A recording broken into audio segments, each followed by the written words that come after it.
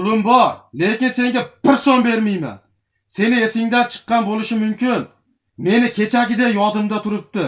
Ko'z oldimdan ketkizolmayman. Ukang rahmatlida ayoli bilan bolalarini ko'chaga haydaganingda, qo'lidan sudrab chiqarganingda, oyog'ingga yiqilib zor qaqshagandi, nola qilgandi shular.